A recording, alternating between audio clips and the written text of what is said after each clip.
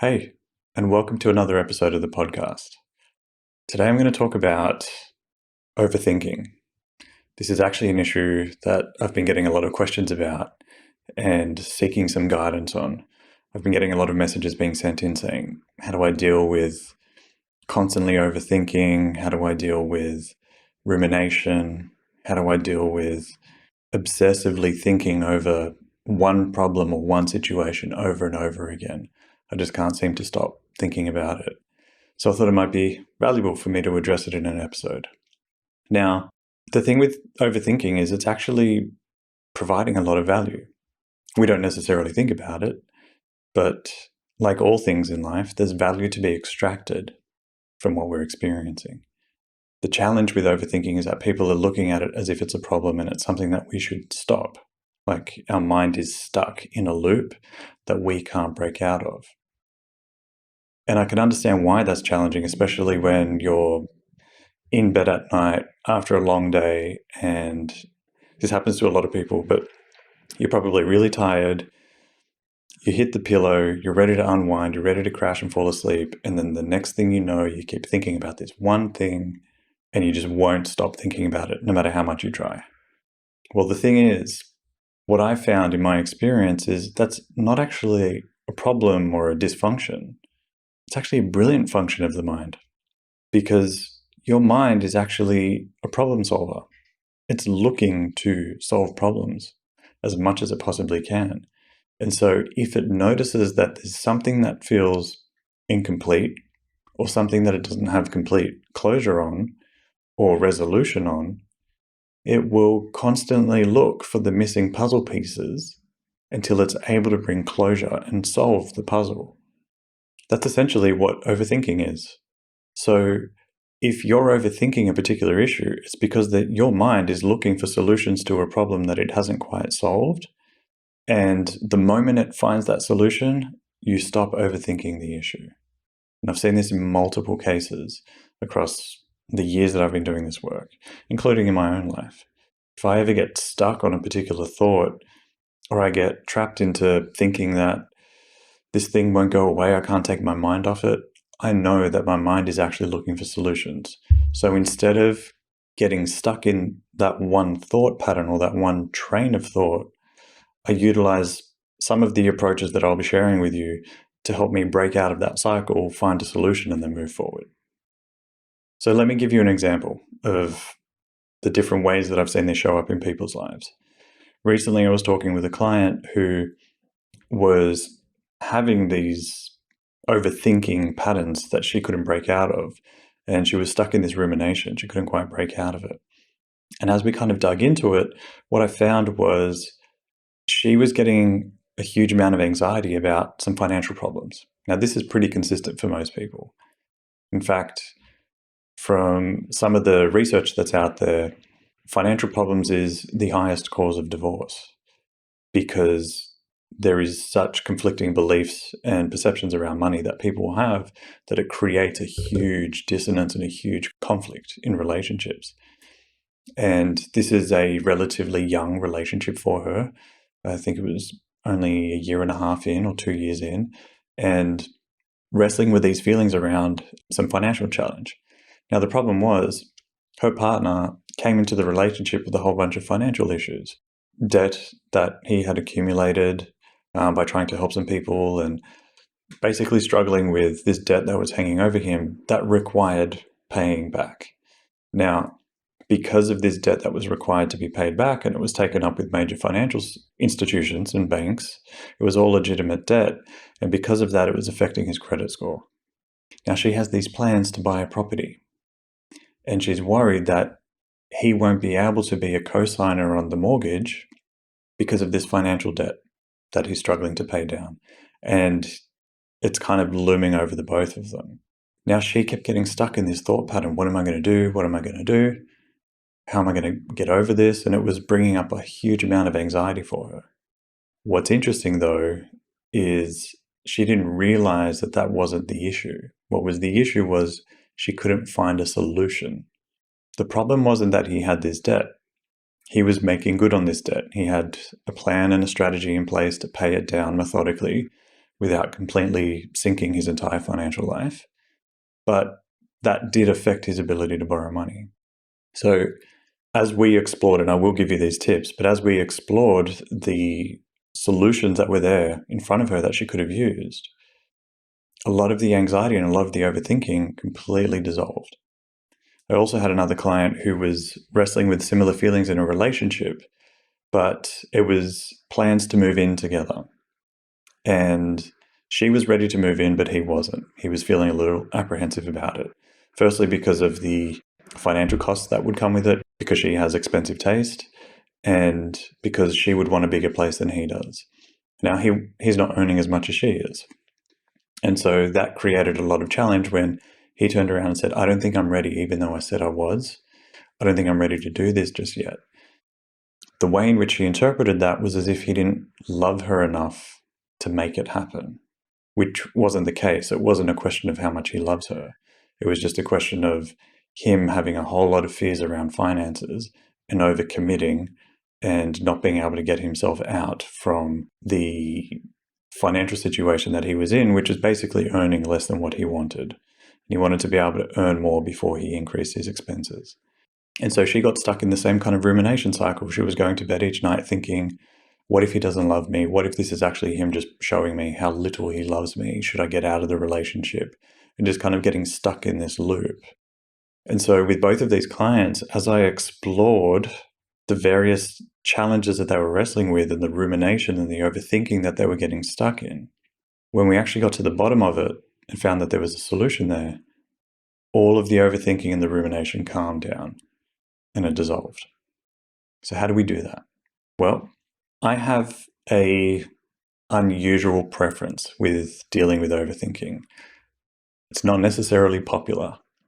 And the reason for that is I prefer to lean in to the overthinking. If you think about when you get stuck in overthinking, you're rarely overthinking things that you feel positive about, things that you have a positive perception or a polarized perception of something being really good or euphoric. You don't sit there and just constantly think and overthink and overthink. It's the things that you perceive that will be painful that you overthink. Now, let's just contemplate that for a second. Why are you overthinking the things that you perceive as painful or negative, but you're not overthinking the things that you perceive to be positive or euphoric in some way? It's because your overthinking or your desire to overthink is you trying to prevent pain. You're trying to reduce your experience of pain. You're protecting yourself. Well, that's what your mind's trying to do. If you're anticipating some kind of pain, your mind is going to try and look for solutions to minimize that pain. That's what overthinking is. That's what rumination is. You don't ruminate over the things that you're feeling positive about. So my preference is to lean right in to where your mind is going. You might call this catastrophizing, or you might think of this as thinking of like worst case scenarios. I actually like leaning into that because the more you lean into that and the more you explore all the worst case scenarios of a situation, is that you can actually find solutions for each of the things that you're worried about. So here's what it looks like. With this client, this woman who was wrestling with feeling like her partner's debt was kind of looming over her and going to trap her, we actually explored what that would look like. So I said to her, let's take a look at this. What are you worried will happen? She said, I'm worried that the banks won't give us a loan. Okay. And what's the worst case scenario in that? She said, well, I'd have to take on the mortgage. I'd have to be the only signer on the mortgage. Okay. What's the worst case scenario of that? She said, well, I might not be able to get as much as what I'd like. Okay. And does that mean you would only be approved for a property that maybe you don't want to purchase? She said, yeah. Or if I was approved for the amount, all of the financial responsibility would fall onto me. And if for some reason he didn't want to try and contribute, on paper, the only person the bank is interested in and considers responsible is me. I'm like, great. Is that a responsibility you want to take on? She's like, not by myself, not without him on paper as well. I said, great. So what's the solution there? She's like, well, I suppose I could not buy a property. It's like, great. Let's look at that. She's like, but I want to get into the property market, especially here in Australia at the moment. The property market's booming. It's going crazy. There's a lot of FOMO. So she's trying to get in. And that's what she said. I'm trying to get in before the prices go up too high. Like, okay. But if you're not in the financial position to take that on, is it wise for you to take on that commitment? She's like, I suppose not. So the solution to the situation, if he doesn't pay down any of his debt and the banks don't give you the approvals that you're looking for, is that you don't buy. She's like, yeah, I suppose that's true. I said, can you save in the meantime? Can you put money aside while you rent? She's like, yeah. I said, will you be homeless? She said, certainly not. I've got enough money to pay for rent and live in nice, comfortable homes. Great. So the worst case scenario is the way things are now will continue. Basically, the same will continue, which isn't that bad. And when she thought about that, she's like, actually, that's not the worst case scenario. That's actually not too bad because there's a solution for it, which is not taking on a 25-year mortgage that I can't afford just yet, especially alone. And all of a sudden, all the pressure released off her and she calmed down. She's like, oh, it's actually not the worst thing in the world. I don't have to jump into the market when everybody else is. And I can take as much time as I need to get there. I'm like, yeah. So that's the worst case scenario. But the other end of the spectrum is that he's actually working on this and going to pay it down as quickly as he can. So that's probably going to save you quite a bit of money and also save you a bit of time. And so all this pressure, all this anxiety just came off her and she has stopped thinking about it and thinking about his debt so much. And now she's present in the relationship, which is a huge deal. So let me walk you through what I did with this client. Firstly, what I started with was asking her what it was that she was anxious about. And what we went through piece by piece was working out what the worst case scenario is of each situation.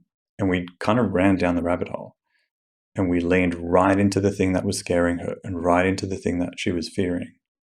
And through the process of doing that, firstly, she was getting clear on what was actually freaking her out and creating all this overthought. And secondly, it was helping her see, which is what the second step was, that for every worst case scenario, when you get to the absolute end of that line of what the worst case scenario is, you find that there is a solution for each of those. So whenever you find yourself overthinking, ask yourself, what's the worst case scenario of this actually happening? And by leaning right into that, you will find that at the very end of the worst case scenario of the worst case scenario of the worst case scenario, you might have to go 5 layers deep before you get to the bottom. And when you get there, you will find that there is a solution for that. So list out all the worst case scenarios of how it could possibly go. And then I want you to list at least 2 or 3 solutions to each of those worst case scenarios. And when you realize there are multiple solutions to each of those situations, you're actually going to work out that it's fine and you're going to be okay. And when you realize that you're going to be okay and it's not nearly as bad as what you think, then all the overthought, your mind's temptation to protect you will dissolve because it no longer sees a threat. Because for the problems that it's looking at, it sees solutions. And as an equation, when solutions are equal to the problem, there's no longer a problem. And then once you get to that place, your mind calms down. I can't emphasize that enough. When the solution is equal to the problem, you no longer see a problem. That's a game changer. So whenever you find yourself getting stuck in fixating on problems, it's because your mind hasn't found the solution yet and it hasn't found resolution. So when you achieve or when you arrive at resolution, all of the overthought, all of the rumination calms down. Now, the same is true for things that you might ruminate over the past. Usually what happens when you're overthinking things from the past, memories, right? Where someone said something or you said something and you just keep playing it over and over in your head. It's the same thing. It's because you perceive that there was something that went wrong and your mind is seeking resolution on that. And you're getting stuck in this loop. So a way for you to calm down some of your concerns is if you're expecting that situation to have created a chain reaction of events in the future, you can do the same thing. Ask yourself, what's the worst case scenario of A, B, C, and D? And what are 3 solutions to each of those scenarios? And you will find that you won't be so concerned. The other thing you can do is, with these experiences in the past that you're ruminating over, let's say someone said something and it pissed you off or it pushed a button. Ask yourself, what were all the benefits and how was it enriching your experience in your life at the time that they did what they did or they said what they said? Until you can see that it was actually valuable. And when you see that it was valuable, again, your mind calms down because it sees a gift and has found resolution and solution in it. Because the reality is all of life's experiences are neutral. But if you're perceiving it as good or bad, you've tipped the scales of balance, and your mind is constantly seeking balance, or what we might call homeostasis. So if you're allowing your mind to come back to balance, come back to neutrality or equilibrium, as it's sometimes described, is that when you arrive there, your brain calms down because it's found solutions. It's like, okay, we're good here. Got it. And then you extract value from the experience and you move forward. So if you're getting tripped over these past experiences, look for where the value was. Ask yourself how it was helping you. And if you're ruminating over something that you've done to somebody else, do the same thing. How is that a benefit to them? How are you helping them if you're wrestling with some kind of guilt? That will help alleviate some of the guilt, which I will also get into in a future episode. And also I refer to guilt in my book, How to Do Life. If you haven't purchased a copy, little plug, make sure you go and grab a copy of it. There's a whole chapter dedicated to guilt and dealing with it. But the point here is that the more you seek solutions in these scenarios that you're fixated on problems, you will actually calm the mind down and your overthinking will calm down. The overthinking is not a problem. It's a check engine light saying, hey, you're stuck. All you see is a problem and it's looking for solution.